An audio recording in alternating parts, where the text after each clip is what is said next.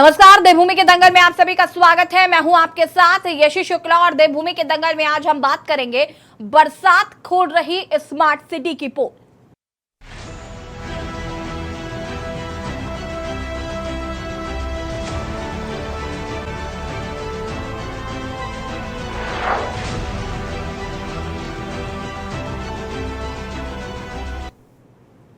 जी हाँ, जिस तरीके से स्मार्ट सिटी की बात लगातार कही जा रही है, उत्तराखंड में ये प्रधानमंत्री का ड्रीम प्रोजेक्ट है स्मार्ट सिटी, और उसके बावजूद भी इसमें इतनी हीला हवाली हुई है कि आज तक स्मार्ट सिटी का काम पूरा नहीं हो पाया।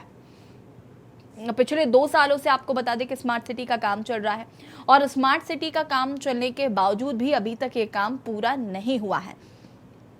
एक और जहां पर सरकार लगातार कह रही है कि स्मार्ट सिटी का काम पूरा कर लिया जाएगा। आपको बता दें कि स्मार्ट सिटी का काम पूरा करने के लिए जगह जगह पर गड्ढे खोदे जा रहे हैं और जिस तरीके से गड्ढे खोदे जा रहे हैं उनको भरा नहीं गया है। अब बरसात का मौसम शुरू हो चुका है और जिस तरीके से गड्ढों में पानी भर रहा है या लोगों को रास्ता ठीक तरीके से समझ में नहीं आ रहा है, अगर कोई हादसा हो जाता है तो आखिर इसका जवाबदेह कौन होगा, इसका सवाल लगातार पूछा जा रहा है। आपको बता दें कि स्मार्ट सिटी का काम पूरा करने के लिए कई बार धामी जी ने सख्त निर्देश दिए हैं, सख्ती बरतने के लिए कहा है, लेकिन अधिकारियों के कान में जूं तक नहीं रेंग रही है और स्मार्ट सिटी का काम अभी तक पूरा नहीं हो पा रहा है। विपक्ष ने और साथ ही साथ सत्ता पक्ष के भी कुछ लोगों ने स्मार्ट सिटी के काम को लेकर कई बार सवाल उठाए हैं, जिसमें प्रेमचंद अग्रवाल भी शामिल हैं। प्रेमचंद अग्रवाल हो, सुनील उनियाल गामा हो, कई विधायक हैं जो स्मार्ट सिटी के काम को लेकर सवाल उठा चुके हैं। कई विधायक तो ऐसे हैं जिन्होंने ये कह दिया है कि वो स्मार्ट सिटी का काम अपने क्षेत्र में कराना ही नहीं चाहते हैं, क्योंकि स्मार्ट सिटी की जो हालत देहरादून में देखने को मिल रही है उससे उनको डर लग रहा है। आप देख सकते हैं ये तस्वीरें किस तरीके से यहाँ पर स्मार्ट सिटी के लिए जो गड्ढे खोदे गए हैं, जगह जगह पानी भरा हुआ है, किस तरीके का कूड़ा कबाड़ा यहाँ आप देख सकते हैं सड़कों पर। ये सड़क है, आप इसका अंदाजा भी बहुत मुश्किल से ही लगा पाएंगे और यहाँ से लोग निकलते हैं, राहगीर निकलते हैं, लोगों को परेशानियां हो रही हैं, लेकिन अधिकारियों के कान में जूं तक नहीं रेंग रही है। विधायक खजान दास ने आपको बता दें कि तमाम खामियां गिनाई थी। विपक्षी दल सरकार पर हमलावर है, उसके बावजूद भी स्मार्ट सिटी का काम अब तक पूरा नहीं हुआ है। आज हम इसी पर चर्चा करेंगे और यहाँ पर स्मार्ट सिटी का काम पूरा क्यों नहीं हुआ, सरकार किस तरीके से इस पर काम कर रही है, इस पर हम बातचीत करेंगे। विपक्षी दलों ने स्मार्ट सिटी के बहाने भी इस पर हमला बोला है। राजधानी देहरादून में शहर को स्मार्ट बनाने के लिए चल रहे स्मार्ट सिटी के काम लोगों को की मुसीबतें बढ़ा रहे हैं। बरसात की पहली हल्की बारिश ने ही स्मार्ट सिटी के दावों की पोल खोलकर रख दी है। पहली बारिश में ही सड़कें नदियों में तब्दील हो गई हैं। जगह जगह खोदी गई सड़क किसी खेत से कम नहीं लग रही है। आलम यह है कि लोग इसमें चल नहीं पा रहे हैं। जनता की परेशानियों को देखते हुए देहरादून मेयर और राजपुर रोड विधायक ने अधिकारियों संग बैठक भी की। विधायक खजान दास ने तमाम खामियां गिनाते हुए एक एक काम के पूरे होने का समय पूछना शुरू कर दिया है। जैसे ही उनको पहला जवाब मिला कि बस 1 हफ्ते में काम हो जाएगा तो विधायक बिफर पड़े। बोले 2 साल हो गए हैं 7 दिन सुनते सुनते, लेकिन ये 7 दिन कब आएंगे कोई बताएगा, या फिर स्मार्ट सिटी के गड्ढे ही खोदते रहोगे और कोई इन गड्ढों में गिरा तो जवाबदेही किसकी होगी। विधायक खजान दास ने इस पर सवाल पूछना शुरू किया है। विधायक खजान दास ने स्मार्ट सिटी से जुड़े अधिकारियों से यह भी कहा है कि कुछ तो स्मार्ट बनाकर दिखाओ ताकि जनता को यह पता चले कि स्मार्ट सिटी प्रोजेक्ट के तहत होना क्या है। बहरहाल प्रधानमंत्री के ड्रीम प्रोजेक्ट पर बुरे हाल के बाद राज्य में सियासत गर्मा गई है। विपक्षी दल अब सरकार पर हमलावर हो गए हैं। आज हम इसी मुद्दे पर चर्चा करेंगे, लेकिन उससे पहले हम आपको ये डिटेलिंग दे रहे हैं कि भाई स्मार्ट सिटी का काम जो बहुत पहले पूरा हो जाना चाहिए था, उसमें इतनी हीला हवाली क्यों, और जबकि ये प्रधानमंत्री का ड्रीम प्रोजेक्ट है। अगर प्रधानमंत्री के ड्रीम प्रोजेक्ट का ये हाल है तो जो आम जनता के लिए वादे किए जाते हैं वो किस तरीके से वो काम पूरे हो पाएंगे, ये अपने आप में बड़ा सवाल है। तस्वीरें हम आपको लगातार टीवी स्क्रीन पर दिखा रहे हैं कि किस तरीके से खस्ता हाल सड़कें हैं, सड़कों में गड्ढे हैं या गड्ढों में सड़क है, ये बता पाना बहुत मुश्किल है, और ये सड़क है यही बता पाना बहुत मुश्किल है। ये आप तस्वीरों में देख सकते हैं। आप कैसे मान सकते हैं कि ये सड़क है, ये किसी कूड़े के ढेर से कम नहीं लग रही है। यहाँ पर पानी आप देख सकते हैं लबालब भरा हुआ है। बरसात हो रही है, कोई हादसा हो सकता है, किसी की जान जा सकती है, लेकिन इसकी जवाबदेही कौन तय करेगा ये अभी तक क्लियर नहीं है, ये स्पष्ट नहीं है। और ये तस्वीरें लगातार सामने आ रही हैं। ऐसी तस्वीरें हम आपको आज ही नहीं दिखा रहे, इससे पहले भी हम स्मार्ट सिटी को लेकर इस पर बात कर चुके हैं, लेकिन स्मार्ट सिटी का काम पूरा होने का नाम नहीं ले रहा है और न जाने कब तक स्मार्ट सिटी पर हम ऐसे ही चर्चा करते रहेंगे, लेकिन काम जो है वो हो पाएगा या नहीं ये तो भविष्य के गर्भ में है। विपक्ष जो है वो लगातार स्मार्ट सिटी को लेकर सवाल उठाता ही रहा है, लेकिन अब तो सत्ता पक्ष के लोग भी सवाल उठाने लगे हैं। उसके बावजूद भी आपको बता दें कि कोई काम नहीं किया जा रहा है। मैं बार बार कह रही हूं कि ये तस्वीरें आप देखिए, आपको क्या ये कहीं से भी सड़कें नजर आ रही हैं? सड़कों के किनारे किस तरीके से कूड़े का ढेर लगा हुआ है, पानी की निकासी जो है वो नहीं हो पा रही है, पानी लबालब भरा हुआ है। तस्वीर जो हम आपको दिखा रहे हैं, अब हम आपको एक रिपोर्ट के जरिए समझाने की कोशिश करते हैं क्या है स्मार्ट सिटी का हाल। देखिए रिपोर्ट, उसके बाद चर्चा करते हैं। मेहमान भी हमारे साथ जुड़ चुके हैं।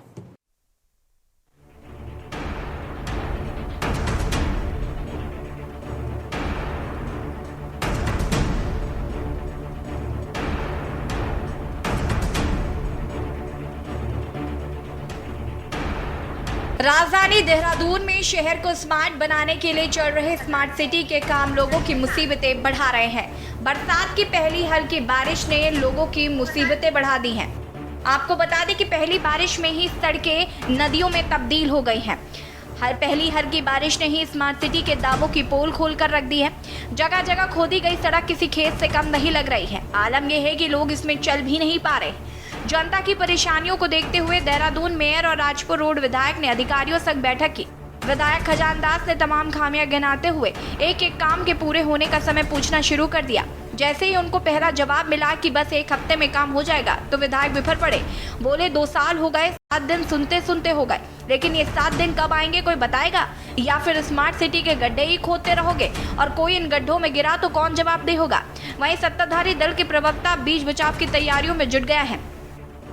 ये जो महानगर पालिका के अंदर स्मार्ट सिटी का काम चल रहा है, बहुत प्रगति से चल रहा है और देहरादून को सुंदर और स्वच्छ बनाने के लिए पूरा प्रयास किया गया है। और देहरादून में पार्क बने हैं, देहरादून में सिविल लाइनें बनी हैं, बिछ भी रही हैं, सड़कें पहले से बेहतर और सुंदर बनी हुई हैं। जगह जगह काम हो रहा है, विस्तार भी हो रहा है और आम जनमानस इस बात को देख भी रहा है, समझ भी रहा है और सब लोग सरकार की प्रशंसा भी कर रहे हैं। आपको बता दें कि दून स्मार्ट सिटी प्रोजेक्ट के तहत देहरादून में कई कार्य किए जा रहे हैं, जिसके तहत स्मार्ट स्कूल, ई कलेक्ट्रेट, कमांड सेंटर जैसे अनेक कार्य किए जा रहे हैं जो कि पूरे हो चुके हैं। जबकि sewerage line, smart toilet, Doon library, पेयजल आपूर्ति, पलटन बाजार, सौंदर्यीकरण, स्मार्ट पोल लगाने जैसे अनगिनत काम अभी अधूरे चल रहे हैं। स्मार्ट सिटी के कार्यों की समीक्षा के दौरान कई बार अधिकारियों को फटकार भी लगाई गई, हालांकि कुछ खास असर देखने को नहीं मिला। वहीं विपक्षी दलों ने स्मार्ट सिटी के बहाने केंद्र और राज्य सरकार पर हमला बोल दिया है। उनकी जनता को छलने का काम आपने किया है। शहर तो स्मार्ट नहीं बना, लेकिन प्रदेश के मुख्यमंत्री जरूर स्मार्ट होने का तमंगा लेकर के आ गए। निश्चित तौर पर देखिए, इस प्रकार की राजनीति इस शहर के अंदर हो रही है, ये भ्रष्टाचार के कारण हो रही है। कई बार हम इस पर जांच की मांग कर चुके हैं और इसका कारण स्पष्ट करने की मांग कर चुके हैं, लेकिन सरकार के कान पर जूं नहीं रेंग रहा है। कौन सा है जो स्मार्ट बनाओ, कौन सा पार्क है, पूरे देहरादून में घूम के दिखा दो।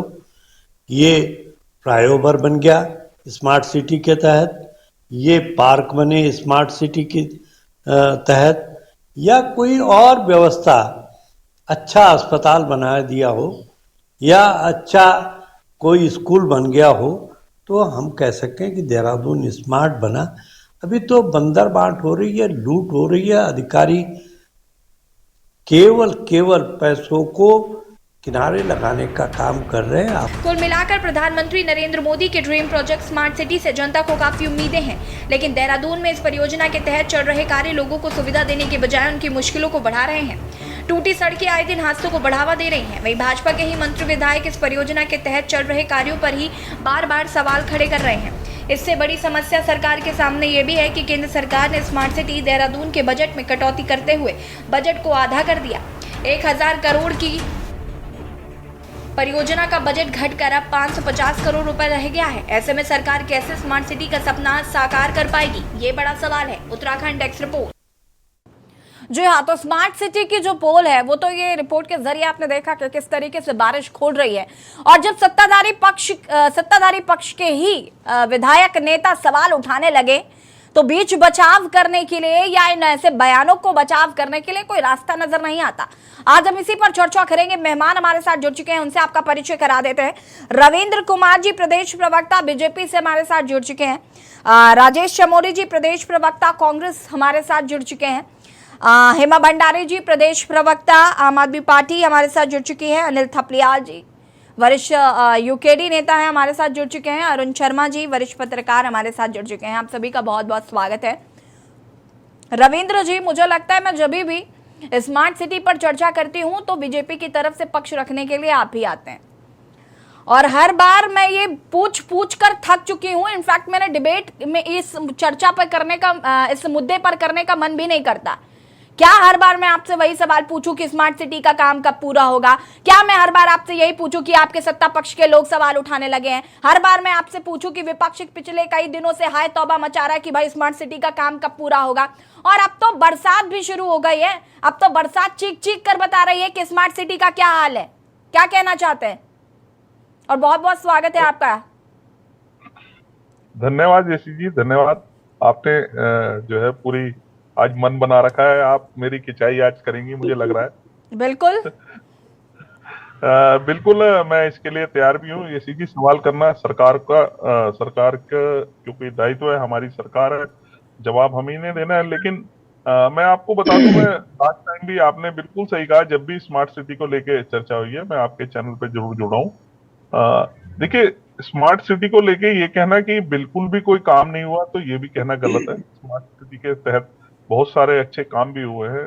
सीवरेज लाइन बिछी है, पलटन बाजार की आज देखेंगे तो वो रंग दिखने लगा है पलटन बाजार का, जो पिछले काफी समय हमने पलटन बाजार को लेके कई बार डिबेट करी। आज पलटन बाजार एक खूबसूरत, एक व्यवस्थित पलटन बाजार दिखाई देता है। तो उस हालांकि अभी भी कुछ एक काम जो लास्ट स्टेज के हैं वह दिखते हैं, दिखने बाकी है। तारें अंडरग्राउंड हो गई हैं, कोई तार नहीं दिखाई देती है, खंभों में लाइट सुनिश्चित दिखाई देती है, रंग बिरंगी टाइलें हैं, एक जैसे साइन बोर्ड है सबके, तो कहीं ना कहीं व्यवस्थित हुई है। और ये जिस प्रकार से काम चल रहा है, देखिए सत्ता पक्ष और विपक्ष का कोई मतलब नहीं है। देखिए, रविंद्र, सबसे बड़ी बात तो ये है कि हम तो सवाल पूछ कर थकी गए हैं। अब तो आपके विधायक भी थक गए हैं। विधायक कह रहे हैं मैं कितनी बार 7 दिन सुनूं? 7 दिन सुनते सुनते 2 साल हो गए हैं। देखिए, बिल्कुल मैं वही कह रहा हूँ, सत्ता पक्ष हो या विपक्ष हो, देखिए जनता के बीच से चुन के आए हुए जो प्रतिनिधि हैं, जब उनके क्षेत्रों में अगर काम नहीं होता तो कहीं ना कहीं जनता का भी दबाव होता है और उनका दायित्व बनता है कि वह पूछे उन अधिकारियों से, उन कर्मचारियों से जिन्होंने जो ये काम कर रहे हैं, जो बार बार टाइम लाइन देते हैं कि हम इतना समय में काम पूरा कर देंगे। तो ये सवाल कहीं ना कहीं उनसे बनता है। और माननीय विधायक, देखिए, हम कभी भी हम जनता की राजनीति करते हैं, जनता से जुड़े हुए मामलों की राजनीति करते हैं। हम उसमें ये नहीं देखते कि हम सत्ता में है या सत्ता में नहीं है, क्योंकि हमारा दायित्व है जनता की आवाज उठाना। और उसी को लेके हमारे माननीय विधायक जी या मेयर साहब वो समय समय पर आवाज उठाते हैं, ऐसे अधिकारियों को फटकार लगाते हैं कि भाई क्यों नहीं काम कर रहे आप, किस क्या वजह है। तो लेकिन मैं इसे भी ये नहीं कहूंगा कि बिल्कुल ही काम नहीं हुआ। स्मार्ट सिटी का जो ड्रीम प्रोजेक्ट है माननीय नरेंद्र मोदी जी का, प्रधानमंत्री जी का, कि हमारे शहरों को जो चिन्हित, उसमें एक रेटिंग बनती है, शहरों को चिन्हित किया जाता है। तो अगर कहीं ना कहीं अगर ये हो रहा है तो इसके लिए जो कष्ट है स्मार्ट करने के लिए, क्योंकि स्मार्ट सिटी का मतलब क्या है कि रहते हुए जो पुरानी सिटी है उनको कहीं ना कहीं कुछ चीजों से, पानी से, सीवरेज से, लाइट से, तारों के जंजाल से, फुटपाथ से और बेतरतीब नाले जो बरसातों में बहते हैं, आज देखिए नालों की व्यवस्थित तरीके से जिस प्रकार से बनाए जा रहे हैं, वो बहुत अच्छे तरीके से नाले बनाए जा रहे हैं। मुझे लगता है कि आने वाले समय में काफी लंबा जब सारी मैं चीजें वही बनकर समय तो पूछ रही हूँ ना रविंद्र जी कि 10 साल, 20 साल, 25 साल, 50 साल, कितने साल लग जाएंगे इस स्मार्ट सिटी के काम पूरा होने के लिए? हम भी संतोष करके बैठ जाएं। हम भी, अगर आप 20 साल कह देंगे तो हम 20 साल बाद इस पर चर्चा कर लेंगे, और मैं लिख के दे सकती हूँ कि तब भी काम पूरा नहीं होगा। जिस स्पीड से चल रहा है, जिस स्पीड से वहां पे लोगों को परेशानियां हो रही हैं, वहां से लोग निकल रहे हैं। और मैं ये बात इसलिए कह रही हूं क्योंकि वहां पर कई लोगों ने इस बात की कंप्लेन की है कि गड्ढे जिस तरीके से हैं, आप सोचिए ना, बरसात हो रही है, पानी भर गया है, गड्ढे हैं, नजर नहीं आ रहे, हादसा होगा, इसकी जवाबदेही कौन तय करेगा? विधायक साफ कह रहे हैं कि भाई कौन जवाबदेही तय करेगा इसकी? तब तो अधिकारी हाथ खड़े कर लेंगे, अधिकारी जिम्मेदारी लेंगे क्या सीना ठोक के कि हाँ भाई हम जिम्मेदार हैं इसके? नहीं, देखिए यशी जी, बिल्कुल आपका सवाल वाजिब है। आप एक अच्छी पत्रकार हैं और ऐसे सवालों को, आप मुद्दों को हमेशा उठाती रहती है, और माननीय विधायक जी भी यही है, चाहे पक्ष के हो चाहे विपक्ष हो। जनप्रतिनिधि होने के नाते हमारा भी फर्ज है, हम भी इसी शहर में रहते हैं, हम भी गुजरते हैं, दो चार हमें भी मुश्किलों का सामना करना पड़ता है। क्योंकि देखिए कहीं ना कहीं जब काम होता है किसी भी प्रकार का, उसके जब कुछ नए तरीके से काम होता है तो उसमें कुछ परेशानियां आती हैं, और ये बात हकीकत है। इसको जल्द से जल्द जो ऐसी जगहें हैं जहां चिन्हित करके जो जगहें एक एक्सीडेंट पॉइंट बन सकती हैं या लोगों को परेशानी का सबब बन सकती है, उनको जल्दी से जल्दी रिपेयर करके उनका काम। रविंद्र जी, मैं वापस आऊंगी अब आपके पास, जरा और भी लोगों की प्रतिक्रियाएं ले लेते हैं। राजेश चमोली जी, क्या कहना चाहते हैं? देखिए सी जी, आपने रविंद्र जी से जो सवाल पूछे, और जैसे माननीय विधायक जी भी लगातार अधिकारियों से सवाल पूछ रहे हैं, वो पिछले 2 साल से कह रहे हैं कि बस 7 दिन, बस 7 दिन। इसी प्रकार रविंद्र भाई ने भी कहा बस काम तो हो रहा है, चल रहा है, हो रहा है, चल रहा है। ये स्थिति वाकई में, क्योंकि हम पिछले 4-5 साल, 3-4 साल से लगातार इन मुद्दों को उठा रहे हैं जो जनता के मुद्दे हैं। आप देखिए, आप रविंद्र जी ने कहा कि प्रधानमंत्री जी का ड्रीम प्रोजेक्ट है, और जो माननीय प्रधानमंत्री का जिसके नाम पे बीजेपी सिर्फ सत्ता में आई है, उन व्यक्ति के नाम का जो ड्रीम प्रोजेक्ट है, अगर वो ड्रीम ही बनकर रहने लग गया है राज्य में, तो आप सोचिए किस प्रकार पूरे देश भर में काम चल रहा होगा। आपने जैसे सड़कों के हाल दिखाए अपने चैनल पे, आप कहीं भी चले जाइए, चाहे चक्रधर रोड की तरफ चले जाइए, कृष्णनगर की तरफ चले जाइए, चाहे शिमला बाईपास की तरफ चले जाइए। मैं इवन आपको अगर मेयर साहब के घर की तरफ भी अगर आप बताऊं, वहाँ पे नाला हो, चाहे वहाँ पे कांग्रेस भवन के पीछे अगर आप वहाँ पे एक बहुत बड़ा मतलब वो कूड़ा घर है, उसकी भी हालत अगर आप देखेंगे, आज जो बरसात होने के बाद ऐसा अस्त व्यस्त हो रखा है, जैसे इस शहर में मतलब ऐसे हम पूरे कचड़े में रह रहे हो, मतलब ऐसा हालत इस राज्य का हो रखा है। राजपुर रोड का अगर आप कांग्रेस भवन से लेके और आप सीधे राजपुर रोड की तरफ जो आपने साइड में जो आपने फुटपाथ बना रखा है, हर जगह वो गड्ढा खुला हुआ है। अगर रात को अगर कोई बच्चा, कोई बुजुर्ग, कोई महिला उस रास्ते आती है तो निश्चित रूप से ये तय है कि वो आदमी उसमें गिरेगा।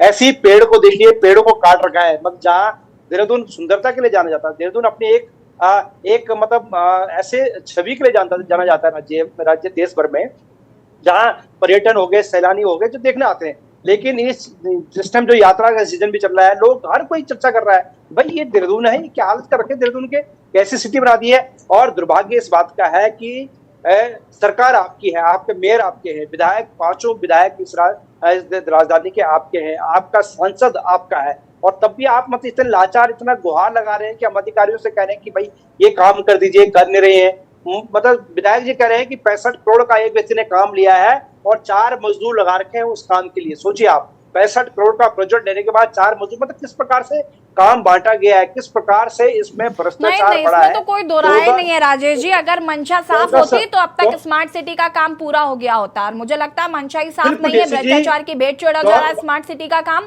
और जो कि बिल्कुल कतई बर्दाश्त नहीं किया जाएगा। यस जी, 1400 करोड़ रुपए इस अब तक पूरे इस प्रोजेक्ट पे खर्च हो चुके हैं। रविंद्र भाई भी इस बात को मानेंगे, तमाम समाचार सिर्फ पेपरों ने छापा है कि 1400 करोड़ खत्म हो गए। और सोचिए, पहले मेयर साहब ने आरोप लगाए, उसके बाद त्रिवेंद्र रावत जी ने स्वयं कहा कि परेड ग्राउंड के आसपास जो काम चल रहा है वो ऐसा चल रहा है, केवल ईंट को इधर से उधर रख रहे हैं। खजानदास कई बार आरोप जो उठा चुके हैं, विनोद चमोली जी कई बार बोल चुके हैं, प्रेमचंद अग्रवाल जी, सुनील उनियाल गामा, खजानदास, अभी एक और इनके विधायक थे जिन्होंने कहा कि मुझे स्मार्ट सिटी का काम कराना ही नहीं है जिस तरीके से इनका काम चल रहा है। तो ये जी आप देखिए, आदमी मतलब क्योंकि तानाशाही है, मैं बोलता हूँ ना, अधिकारी ये जान चुके हैं, जो लोग उत्तराखंड में प्रधान बनने लायक योग्य थे। राजेश जी, मैं वापस आती हूँ, जरा और लोगों की भी प्रतिक्रिया काफी अहम है, उसके बाद हम विस्तार से इस पर बातचीत करेंगे। हेमा भंडारी जी, जी यशी जी, सभी को मेरा प्रणाम। स्मार्ट सिटी हुई धड़ाम। देखिए स्मार्ट सिटी के नाम पे जिस तरह से 688 करोड़ रुपए अब तक लग चुके हैं, और अब आने वाले बरसातों में देखिएगा यशी जी, देहरादून तालाब बनने वाला है और कहीं से कहीं तक कोई गुंजाइश स्मार्ट सिटी की नहीं रह जाती। अब ये कितने भी दावे कर ले, क्योंकि दावे इनके फेल हो चुके हैं। 2022 में जो काम पूरा होना था वो ना पूरा होने की वजह से केंद्र सरकार ने भी हाथ खींच लिए हैं। अब वो कोई पैसा देने को तैयार नहीं है, तो कहां पर किस तरह का इसमें भी घोटाला ही होगा जरूर। आगे जाके आप एक बार डिबेट करेंगे कि स्मार्ट सिटी के नाम पर हुआ इतना घोटाला, क्योंकि घोटालों की सरकार है और वो होना जायज है। तो जिस तरह से आज गड्ढा मुक्त सड़क करने चले थे और गड्ढा युक्त होती जा रही हैं देहरादून की सड़कें, और क्या लेकिन यशी जी मुझे लगता है शायद 2024 तक ये कर देंगे काम, क्योंकि 2024 में चुनाव भी तो जीतना है। तो हो सकता है अब ये काम इसीलिए तो धीमा नहीं हो रहा था कि क्रेडिट नहीं ले पाएंगे 2024 तक, अगर पहले पूरा हो जाता तो। अब ये आनंद फानन में जैसा रविंद्र जी इसका जवाब मैं लूंगी थोड़ी देर में, जैसे मर्जी मटेरियल लगा के करें, लेकिन जो जगह जगह आज जो हालत बनी हुई है ना, एक्सीडेंट के इतने चांसेस बने हुए हैं। और यशी जी कुछ टाइम पहले मैंने बताया भी था कि मेरे खुद के बेटे का ही एक्सीडेंट हो गया था, बाइक गड्ढे में, पता नहीं चला था, पानी भरा हुआ था और गड्ढे में ही पता नहीं चला तो वो एक्सीडेंट हो गया, काफी चोटें उसकी आई थी। तो वहां पर उसकी जिम्मेदारी कौन लेगा? क्या भाजपा सरकार इसकी जिम्मेदारी लेने को तैयार है कि हाँ हम लोगों ने एक स्मार्ट सिटी के लिए जो गड्ढे करे हुए हैं, इसमें कोई एक्सीडेंट होता है तो हम जिम्मेदार हैं उसके? लेकिन नहीं, ये लोग तो सिर्फ हवाई बातें कर रहे हैं, और जो देहरादून का जो हाल है वो इनके बता रहा है कि किस तरह से ये सिर्फ जुमले देने का काम, ये सरकार सिर्फ छलावा करने का काम करती है, सिर्फ छलावा करती है कि हाँ स्मार्ट सिटी। तो इनका जो ये स्मार्ट सिटी का सपना है ना, ये अब पूरी तरह से धराशायी हो गया है। अब इसमें ये कुछ नहीं कर सकते हैं, क्योंकि जो हालात आज हैं देहरादून के। और यशी जी मैं आपको एक चीज और बताती हूँ, अब ये नगर निगम के चुनाव आने वाले हैं, तो हमारे हरिद्वार में क्या हो रहा है कि 5 साल काम नहीं हुआ, पार्षदों ने 5 साल काम नहीं किया, और अब ताबड़तोड़ विकास हो रहा है। ताबड़तोड़ विकास हो रहा है कि जो गड्ढे खुदे हुए थे ना, ये पेयजल के लिए ना, जो गैस पाइपलाइन के लिए, बिजली की लाइन, पानी की लाइन, वो ढंग से भरे नहीं गए थे। अब उनके ऊपर इस कदर से जल्दी जल्दी काम हो रहा है कि एक जो है हमारे मॉडल कॉलोनी में एक ट्रक धंस गया, उसे पता ही नहीं, वो ट्रक को पता ही नहीं चला कितने हादसा होते होते बचा। वहां बच्चे खेलते हैं, क्योंकि वो गड्ढा इस तरह से भरा हुआ था कि पता नहीं चल रहा था, लग रहा था कि पूरी तरह से ये सही कर दी गई है रोड, लेकिन वो धंस गया। तो अब इनके ताबड़तोड़ काम दिखाने के लिए कि हम जनता में किस मुंह से जाएंगे, अब वोट मांगने के लिए किस मुंह से जाएंगे, तो इनके अब विकास कार्य चल रहे हैं और वो कहां तक सक्सेस होते हैं, यहाँ पर मैं हरिद्वार की बात कर रही हूँ। बाकी अभी रविंदर जी तो जवाब देंगे कि क्या इनका 2022 तक पूरा होने वाला जो प्रोजेक्ट है, अब इसका जवाब हम लेंगे। अनिल थपलियाल जी। नमस्कार, मैं आप सबको नमस्कार करता हूँ मैडम, धन्यवाद आपने मुझे आमंत्रित किया। सबसे पहले तो मैं ये कहना चाहूंगा कि भाजपा सरकार दूसरी बार उत्तराखंड में प्रचंड बहुमत लेकर आई। इन्होंने जो अपने अपील पत्र में लिखा था कि हम देहरादून को स्मार्ट सिटी बनाएंगे, हम देहरादून आसपास के जो नाले नदी हैं इनको दुरुस्त करेंगे, पलायन को रोकेंगे, अपना क्या बोलते हैं इसको, जितने भी इन्होंने कमिटमेंट किए हैं, तो मैं समझता हूं स्मार्ट सिटी तो नहीं हुआ, लेकिन स्मार्ट इनके नेता जरूर बने। ठीक है, जो बजट इनके पास आता है, कभी अगर कोई जर्नलिस्ट हमारा पूछ लेता है उनसे कि इतना पैसा आपके पास आया है इस विभाग के लिए या इस कार्य के लिए आया है, तो उसका कोई विवरण इनके पास नहीं होता है। दूसरी बात रही गड्ढे, नाले, तार, अभी हमारे प्रवक्ता जी बीजेपी के कह रहे थे कि पलटन बाजार में बहुत तार छुप गए हैं, हमने उनको अंडरग्राउंड कर दिया है, बिजली हाईलाइट, बिजली के जो तार हैं वो बिल्कुल एकदम से अंडर तरीके से सब कुछ कर दिया। वो तो कुछ नहीं दिखा मुझे। जहां तक मैं अपनी बात करता हूं, मैंने देखा है कि भगवा रंग जरूर वहां पे लगा सुंदर के। तो कुल मिला के कि स्मार्ट सिटी के नाम पे 2000 आपत्ति है, यूकेडी को भगवे से आपत्ति है।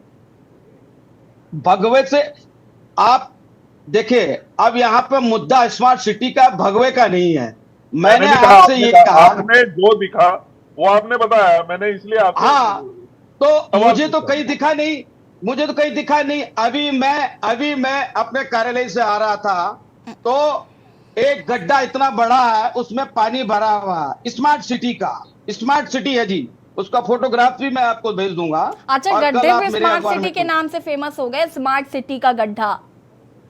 स्मार्ट सिटी का गड्ढा है वो, और उसके चारों तरफ 4 पौधे लगे हुए हैं और स्मार्ट सिटी बनेगी। ठीक है, दूसरी बात, 2024 का इनका अपना एजेंडा तैयार हो रहा है।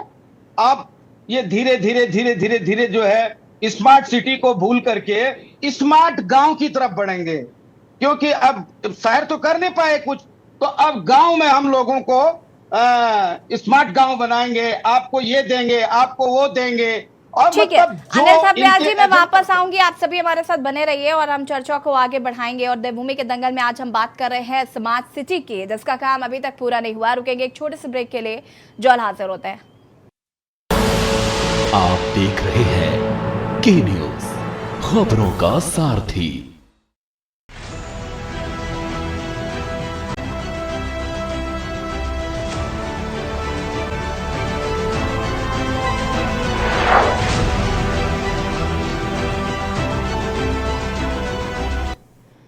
ब्रेक के बाद एक बार फिर से आप सभी का स्वागत है। और देवभूमि के दंगल में आज हम बात कर रहे हैं स्मार्ट सिटी का रास्ता और हालत हुई खस्ता। जिस तरीके से तस्वीरें देखने को मिल रही हैं या जिस तरीके के दृश्य आ रहे हैं, वो कहीं ना कहीं ये दर्शा रहे हैं कि स्मार्ट सिटी के काम की वजह से आम जनमानस को काफ़ी परेशानियों का सामना करना पड़ रहा है। और हम इसी पर चर्चा कर रहे हैं। मेहमान लगातार हमारे साथ बने हुए हैं। अनिल थपलियाल जी, मैं वापस आऊंगी आपके पास, लेकिन उससे पहले अरुण शर्मा जी की ज़रा प्रतिक्रिया ले लेते हैं इस पर। अरुण जी, क्या कुछ कहना चाहते हैं इस पूरे मसले पर? क्योंकि हर बार हम स्मार्ट सिटी पर बात करते हैं, स्मार्ट सिटी को लेकर चर्चा करते हैं, लेकिन स्मार्ट सिटी तो जस की तस बनी हुई है।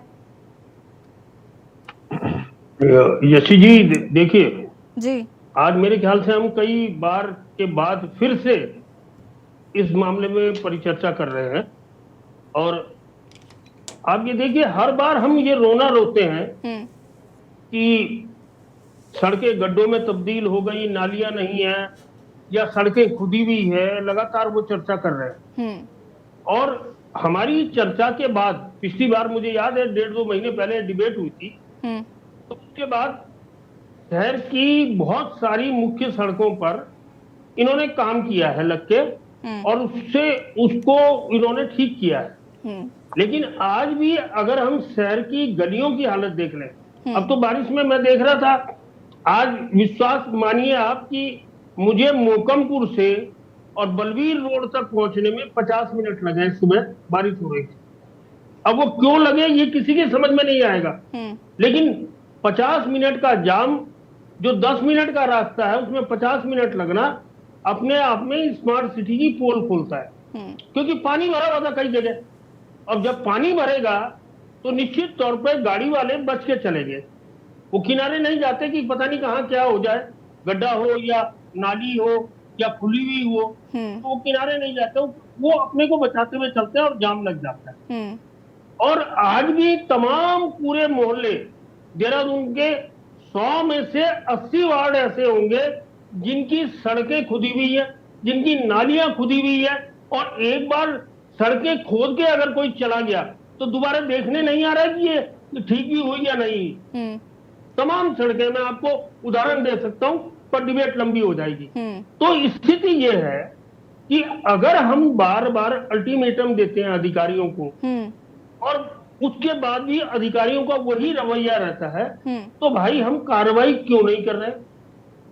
किसने रोका है कार्रवाई करने को? इसका मतलब कहीं ना कहीं वो मिली भगत सबकी है, और अगर मिली भगत सभी की है इसीलिए आप कार्रवाई के नाम पे पीछे हट जाते हैं बार बार। केवल आप धमकी देते हैं अधिकारियों को और कार्रवाई नहीं करते, तो कहीं ना कहीं वो उंगली जो शक की सुई है वो आपकी तरफ ही घूमती है।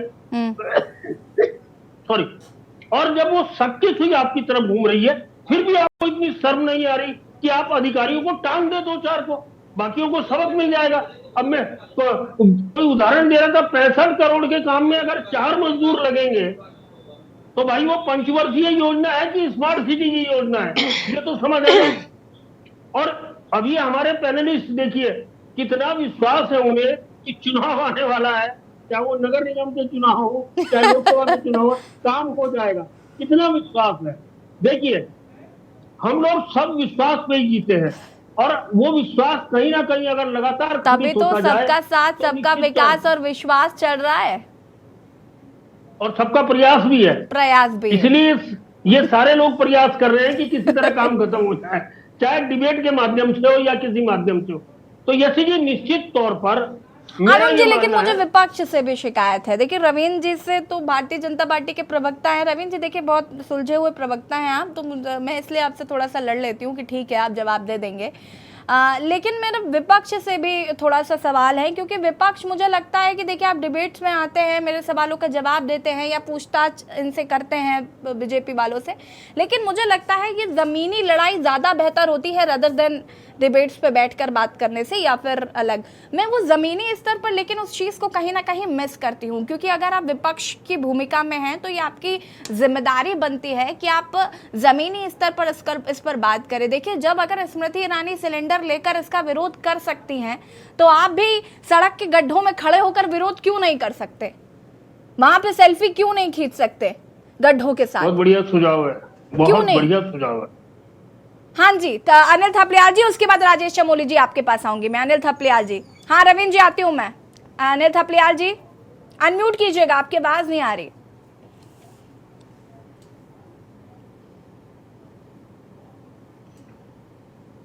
मेरा एक सवाल है बीजेपी के प्रवक्ता श्री रविंद्र जी से जी, कि स्मार्ट सिटी जब इन्होंने ड्रीम प्रोजेक्ट बनाना सोचा है कि हम देहरादून में एक ड्रीम प्रोजेक्ट लॉन्च करेंगे, तो उसका कोई स्ट्रेटेजिक एक्शन प्लान भी तो बनाया होगा कि कैसे हम काम करेंगे, बजट को कैसे यूटिलाइज करेंगे और किन किन जगह से हम शुरुआत करेंगे। अभी अरुण शर्मा जी ने बहुत अच्छी बात कही कि इन्होंने ये जो सीवर की लाइन बिछाई है अभी और ये नई पाइपलाइन बिछवाई है और उसको भी स्मार्ट सिटी के अंतर्गत जोड़ा।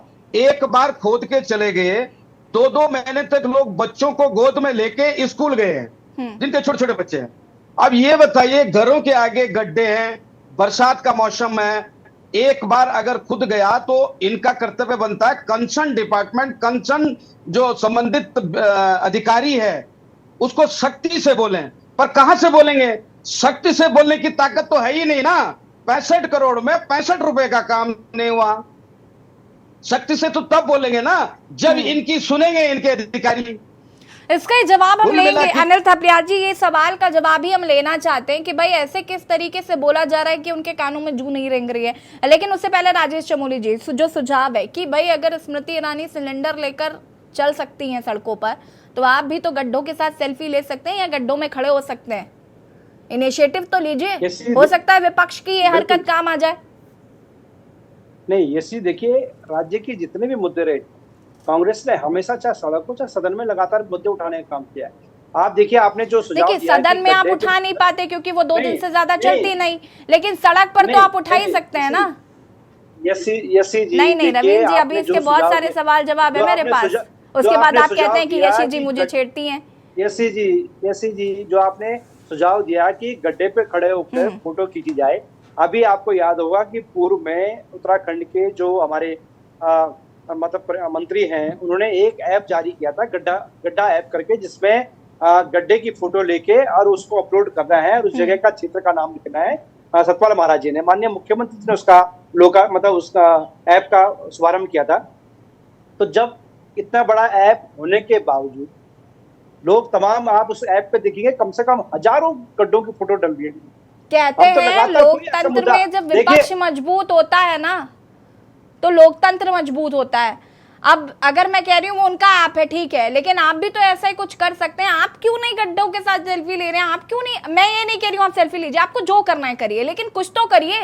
विपक्ष केवल हाथ पे हाथ धरे बैठा रहेगा, ना अधिकारी सुन रहे हैं ना सत्ता पक्ष की जब नहीं सुनी जा रही है तो किसकी सुनी जाएगी? यसी जी देखिए, अधिकारी तो सिर्फ सुन रहे हैं कि ये तय है कि उत्तराखंड के तमाम मंत्री, चाहे नेता हो बीजेपी के जितने भी, चाहे वो जुड़े हुए हैं, वो निश्चित रूप से एक कमीशन बंधा हुआ है उनका। ये पूर्व मुख्यमंत्री तीरथ सिंह रावत जी ने स्वयं कहा था कि उत्तराखंड बनने के टाइम पे यहाँ पे 20% कमीशन था, आज वो 40% कमीशन पहुंच चुका है। ये अभी 2 महीने पहले का उनका स्टेटमेंट है। तो जब 40% कमीशन जब मंत्रियों को, अधिकारियों के तहत जा रहा है, तो कौन बोलेगा? आप बता दीजिए, कैसे बोलेंगे वो जब 65। लेकिन उसमें भी आप सवालों के घेरे में थे कि जब उत्तराखंड में राज्य अलग हुआ तो यहाँ पर 0% से कमीशन शुरू होना चाहिए था, वो 20% से शुरू ही कैसे हुआ? अब इसके लिए क्या कांग्रेस भी तो कुछ जिम्मेदारी लेगी ना सर, कि सारी जिम्मेदारी भाजपा ही ले ले?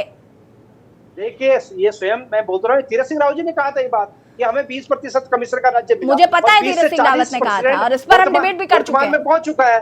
लेकिन हम बार बार यही कह रहे हैं कि हम लगातार मुद्दों को उठाते हैं। यहाँ पे जितने भी पैनलिस्ट बैठे हैं, जितने विपक्ष के लोग बैठे हैं, हमने तो, मैं आपको कई एग्जाम्पल दिखाऊं तो देहरादून में सूर्यकांत दसवानी जी आए दिन फेसबुक लाइव चलते हैं सड़कों पे खड़े होकर कि यहाँ पे ये गड्ढा है, यहाँ पे सड़क की हालत खराब हो रही है। हम तो आए दिन हमने गामा जी के घर के आसपास दिखाया था, यहाँ पे मतलब जो यहाँ पे जो कूड़ा करकट पड़ा हुआ है, सड़क की हालत खराब है। लेकिन मैं बोल रहा हूँ कि जब तक एक प्लानिंग नहीं होगी, प्लानिंग कैसी होनी चाहिए कि उत्तराखंड में आप देखिए, चाहे उत्तराखंड के प्रदेश में पूरे प्रदेश की बात करूं, चाहे स्मार्ट सिटी की बात करूं, जब तो होता क्या है, सड़क बनी, उसके बाद यहाँ पे सिंचाई विभाग वाले आते हैं उसको खोदने के लिए, जैसी सड़क बनी, उसके बाद थोड़ा फिर दोबारा सड़क बनती है, उसके बाद टेलीफोन एक्सचेंज वाले आ जाते हैं कि हमारे टेलीफोन की लाइन छूट गई है, हमें वो बिछानी है। फिर तीसरी बार सड़क बिछती है, उसके बाद तीसरा डिपार्टमेंट वहां पे पीडब्ल्यूडी का या किसी और डिपार्टमेंट आया था कि ये हमारी ये चीज छूट गई है। तो जब तक ये तीनों कंसर्न डिपार्टमेंट एक साथ बैठ के तय नहीं करेंगे, पहले हम अपना काम निपटा लें और उसके बाद हम सड़कों को, जो परिवहन, जो हमारा जो लोक निर्माण विभाग है, पीडब्ल्यूडी डिपार्टमेंट, ठीक है। राजेश जी, मैं वापस आती हूँ। रवीन जी, सवाल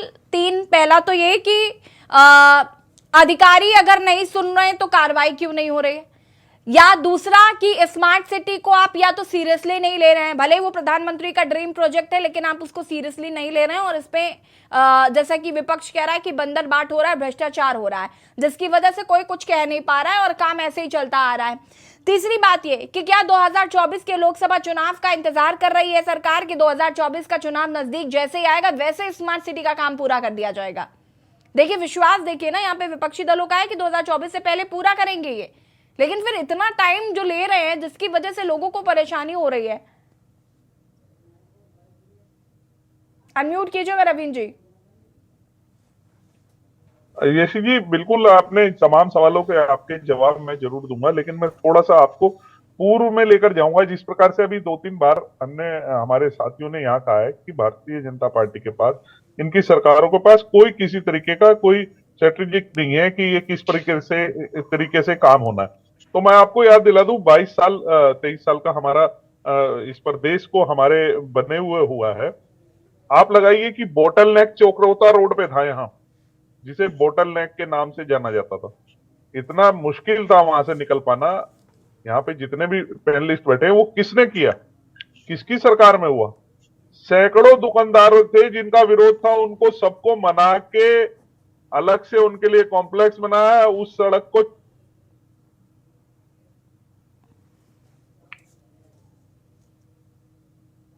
रवीन जी का शायद नेटवर्क प्रॉब्लम है।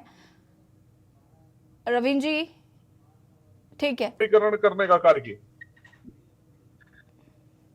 आड़त बाजार को चौड़ीकरण करने का कार्य किया। आज मोकमपुर जैसे जगह में जिस प्रकार से वो बिल्कुल नेक बना हुआ, उसको चौड़ीकरण करने का काम कर रहा है। आप लगाइए कि भंडारी बाग में अंडर ब्रिज जो रेस कोर्स की तरफ से जोड़ेगा, उसको काम करने का काम कर रहे हैं। अब मैं आपको एक इनका उदाहरण बताता हूं। ये स्मार्ट सिटी के बीज थे जब पढ़ने शुरू हो गए थे भारतीय जनता पार्टी की सरकारों में। और यकीन मानिए, देखिए, एक बात तो जितने भी विपक्ष के लोग हैं, एक बात तो इनकी पक्की है कि ये काम भारतीय जनता पार्टी के अलावा कोई नहीं कर सकता। अब ये 2024 से पहले इसे पक्का कर देंगे, ये विश्वास तो इनमें है। और इस विश्वास के लिए मैं इनका मन हृदय से आभार व्यक्त करता हूँ कि कम से कम इनको इस बात का विश्वास है। नहीं रविंद्र भाई, आप 4 साल बुलाते हो। देखिए, करनी पूरी भरे चैनल पे आपने क्योंकि हम करते हैं ना, हम एक 10 सेकंड लूंगा। देखिए, 10 सेकंड लूंगा, सिर्फ 10 सेकंड। मैं आपको एक ऐसा उदाहरण बताता हूं। अरुण भाई बैठे हैं, मेरी बात को, क्योंकि ये स्वतंत्र।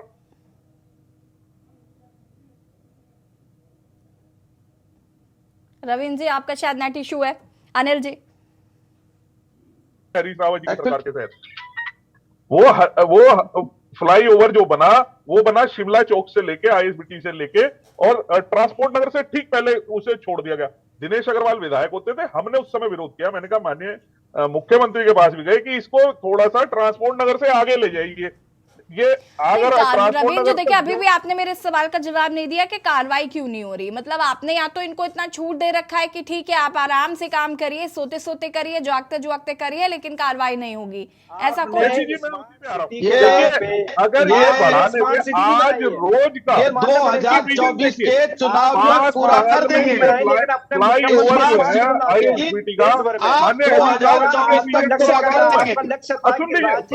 राजेश जी एक एक करके बात करिए भाई, एक एक करके।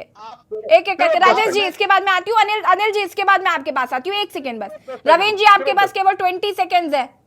मैं बिल्कुल मैं अपनी बात खत्म करूंगा, मैं आपके भी बात का जवाब दूंगा।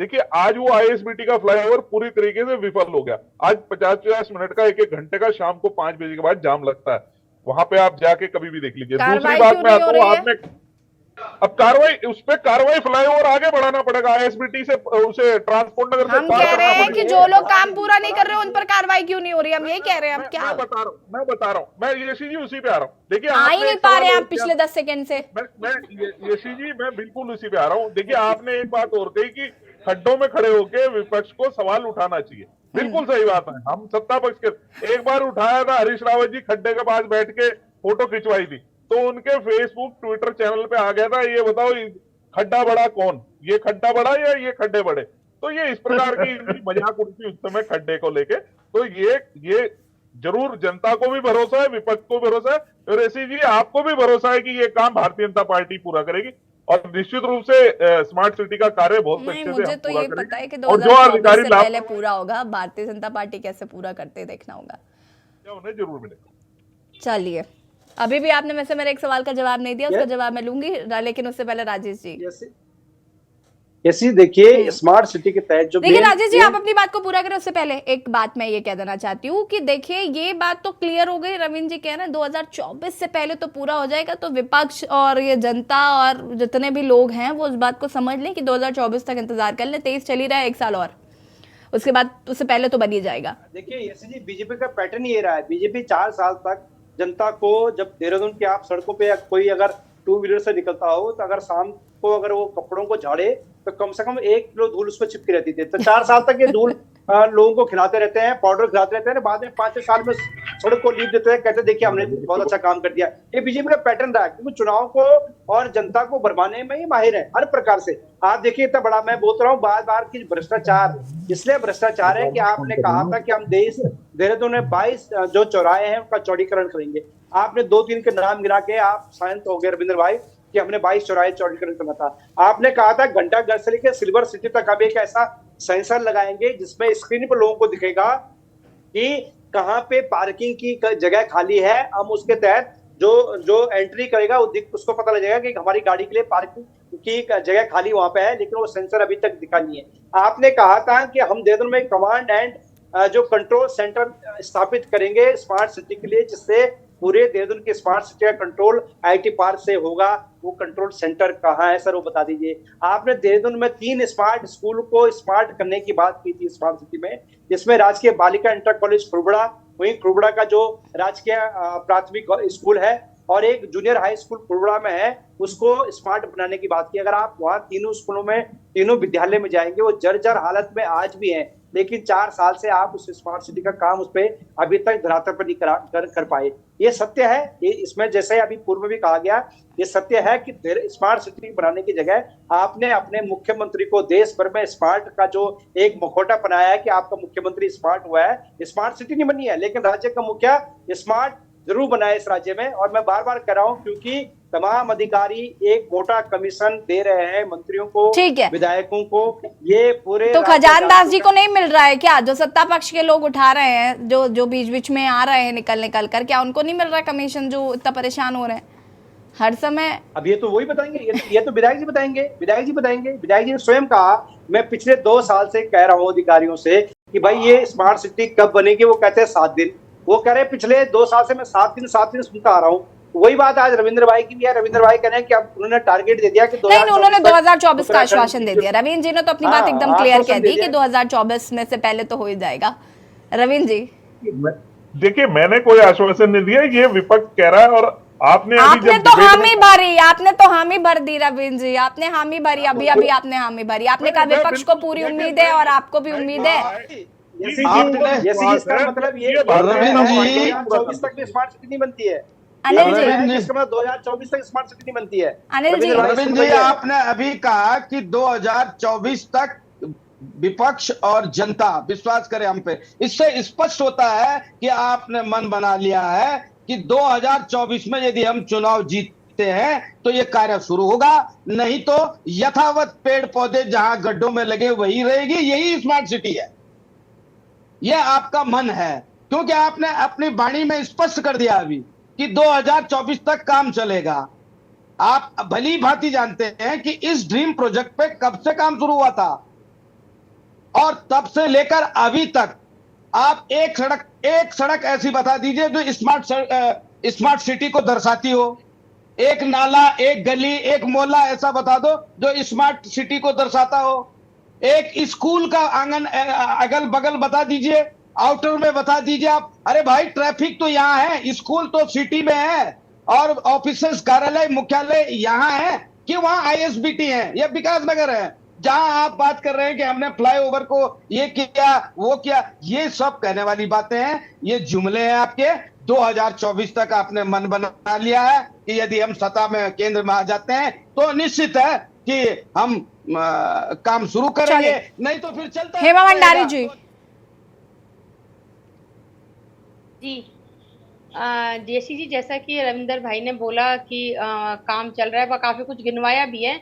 तो मेरे को एक बात और जाननी है रविंदर भाई जी से कि जिस तरह से केंद्र सरकार ने अब हाथ खींच लिए हैं, 2022 तक काम पूरा नहीं हुआ तो अब उन्होंने आर्थिक मदद देने से मना कर दिया। ऐसे में राज्य सरकार के ऊपर बहुत बड़ा बोझ आ गया है। तो ऐसा तो नहीं कि काम इसीलिए रुक रहा है कि अब जो है वहां से तो आर्थिक मदद मिल नहीं रही है। तो बताएंगे कि किस तरह से करेंगे, क्योंकि केंद्र ने तो बिल्कुल ही साफ मुकर गई केंद्र सरकार तो अब की नहीं देगी। तो कैसे ये काम पूरा होगा और किस तरह से करेंगे ये, या जो स्मार्ट सिटी के नाम पे जो घोटाला है या नकली माल लगवाना या जिस तरह से या इस तरह का काम करेंगे, तो वो भी ये जनता को बताएंगे कि कैसे ये इस काम को पूरा करेंगे जब केंद्र सरकार ने इन्हें मना कर दिया है। ठीक है हेमा जी, इसका फटाफट जवाब ले लेते हैं रवीन जी से जरा। रवीन जी, देखिए, ये आरोपों की राजनीति नहीं करनी चाहिए। जिस प्रकार से कहते हैं कि भ्रष्टाचार हो गया, ये हो गया, वो हो गया। अरे देखिए, आरोप स्मार्ट नहीं सिटी है, का काम है। आरोप नहीं, स्मार्ट उन्होंने सिटी तो का कहा कि केंद्र ने देखिए केंद्र ने हाथ खींच लिए हैं, बजट 500 करोड़ रुपए, 500 कुछ करोड़।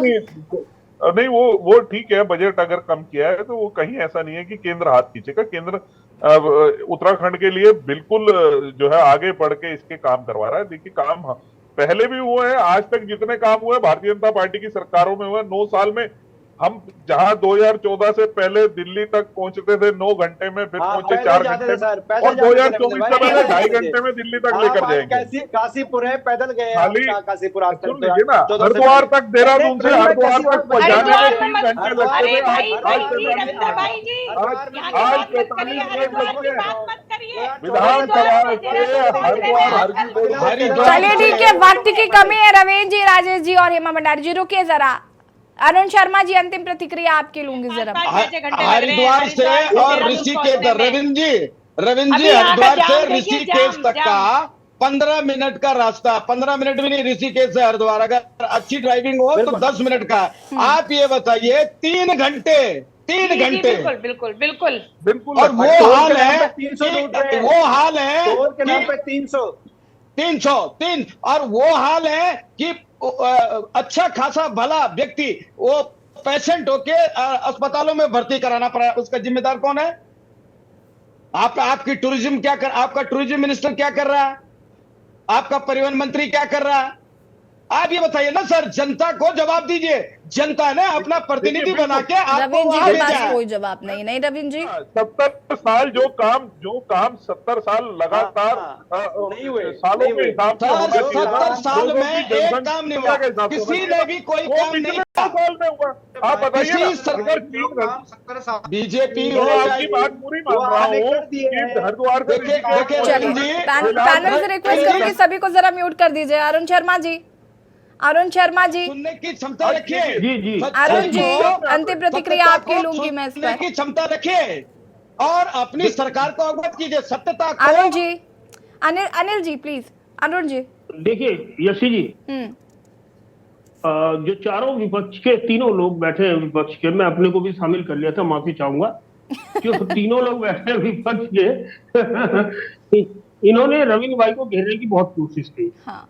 लेकिन रविंद्र भाई मुझे लगता है सुबह सुबह बढ़िया तेल लगा के निकलते हैं, वो बिल्कुल चिकने गड़े हो गए हैं, उनको कोई फर्क नहीं पड़ने वाला। देखिए स्थिति ये है कि अगर परेशानी हो रही है तो किसी भाजपा वाले या कांग्रेस वाले या आम आदमी पार्टी या यूकेडी या और पार्टियों के लोगों को, उनको नहीं हो रही, जनता को हो रही।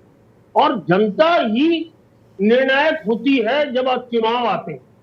और अगर आप जनता को लगातार लगातार लगातार दुखी करके रखेंगे तो निश्चित तौर पर जनता समय आने पर उसका जवाब देती है। क्योंकि ये कहा जाता है कि उत्तराखंड की जनता बहुत ज्यादा समझदार है और कभी कोई रिएक्शन नहीं देती। जब चुनाव आता है तो रिएक्शन मिल जाता है, उसके परिणाम जब आते हैं। 2024 से पहले काम पूरा करना इनकी चॉइस नहीं है, इनके पास ऑप्शन भी कोई नहीं है, क्योंकि नहीं, वो आपकी बात ठीक है, लेकिन इतने दिन जो परेशानी झेलेंगे वो तो याद रखेंगे ना वो चुनाव में भी। ऐसा थोड़ी है कि वो भूल जाएंगे। आखिर रोजमर्रा की जिंदगी में उन्हीं सड़कों से निकलना है, उन्हीं टूटी सड़कों को देखना है, उन्हीं टूटी नालियों को देखना है। आज बारिश आई तो पूरे शहर में पानी जमा हो गया। आप ये देखिए, मैं अभी थोड़ी देर पहले घंटा करके रास्ता आया, वहां नगर निगम की टीम जो बह के बजरी आई है सड़क पे, उसे हटा रही थी। अब वो बजरी कहां से आई? बजरी तो वहीं से आई ना जहां काम हो रहे हैं। जब वहां पानी भर गया तो ओवरफ्लो होके पानी के साथ साथ निकल गई। तो ये चीजें तमाम जनता के सामने है और जनता इसका जवाब समय आने पर माकूल ढंग से देंगी, ये हमें विश्वास है। रविंद्र जी देखिए, कहीं ना कहीं स्मार्ट सिटी का काम पूरा होना जो है वो बहुत जरूरी है, क्योंकि हमने भी तस्वीरें दिखाई, सड़कें नहीं लग रही है, जगह जगह पर कूड़े के ढेर नजर आ रहे हैं, जगह जगह पर ऐसा लग रहा है कि कूड़ा इकट्ठा कर दिया गया। आप अंदाजा नहीं लगा सकते कि वो सड़कें हैं।